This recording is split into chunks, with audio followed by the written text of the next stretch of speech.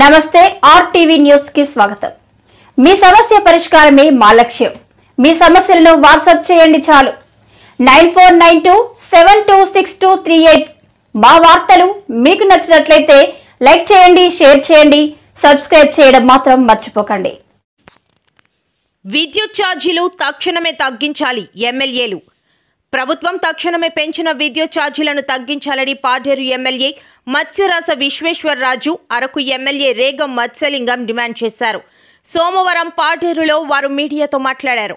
ఎన్నికల సమయంలో విద్యుత్ ఛార్జీలు ఎట్టి పరిస్థితుల్లో పెంచమని హామీ ఇచ్చారని, తీరా అధికారుల్లోకి వచ్చిన 6 నెలల్లోనే విద్యుత్ ఛార్జీలు పెంచారన్నారు। సూపర్ 6 హామీలు ఒక్కటి కూడా అమలు చేయదన్నారు। అధికారంలోకి వచ్చిన తర్వాత మరి మేము ఎట్టి పరిస్థితుల్లో కూడా విద్యుత్ ఛార్జీలు అనేటటువంటి పెంచాము అని చెప్పేసి ఈ రోజు అతి దారుణంగా ఎడాపెడా వాయించుకుంటూ వెళ్ళిపోతా ఉన్నటువంటి పరిస్థితులు ఈ రోజు ఉన్నాయి। మరి దీనివల్ల సామాన్య ప్రజల పరిస్థితి మరి చాలా దారుణమైనటువంటి పరిస్థితులు ఎదుర్కోవాల్సినటువంటి పరిస్థితులు అయితే ఉన్నాయి। మరి వీటితో పాటు మరి సూపర్ 6 అన్నారు। ఆ సూపర్ 6 సంబంధించినటువంటి ఏ పథకాలు కూడా ఇంతవరకు సరైనటువంటి రీతిలో అమలు పరిచినటువంటి దాఖలాలు అయితే లేవు। అలాగే డిఎస్సి అన్నారు। ఆ డిఎస్సి మెగా డిఎస్సి అని చెప్పేసి అది దగా డిఎస్సి గానే మిగిలిపోయినటువంటి దాఖలాలు ఈ రోజు ఉన్నాయి। ఎందుకంటే ఎప్పుడో సంతకాలు పెడతా అంటే ఫస్ట్ ఫైల్లోనే మేము సంతకాలు అధికారంలోకి వచ్చిన వెంటనే డిఎస్సి తీస్తామని చెప్పేసి ప్రకటన చేసి ఈ రోజు మళ్ళీ ఏంటంటే వాళ్ళకి కొన్ని ఇంకా 2 సంవత్సరాలు దాటించి మేము ఎప్పుడో డిఎస్సి కండక్ట్ చేస్తామనేటటువంటిది ఎంతవరకు సమంజసం అని చెప్పేసి కూడా మేము నిర్దేశిస్తున్నాం।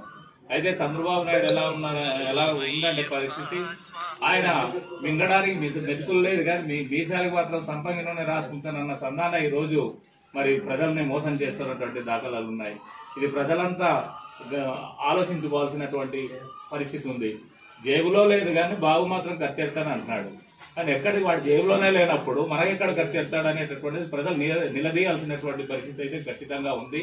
మరి ఇది ప్రజలంతా కూడా గమనించాలి। చేసేటటువంటి ఈ దగాకోరు పరిపాలన భవిష్యత్తులో మరి ఉండకూడదని చెప్పేసి మేమైతే భావిస్తున్నాం। కాబట్టి మరి గతంలో మరి జగన్మోహన్ రెడ్డి గారు ఏ కార్యక్రమాలు అయితే ఏ సంక్షేమ పథకాలు అయితే ప్రజలకు ఇస్తానని చెప్పేసి అన్నారో దానికి రెట్టింపు ఇచ్చినటువంటి దాఖలాలు ఉన్నాయి। ఎక్కడ కూడా ఇచ్చినటువంటి మాట ఎక్కడ వెనక్కి తీసుకున్నటువంటి దాఖలాలు అయితే లేదు।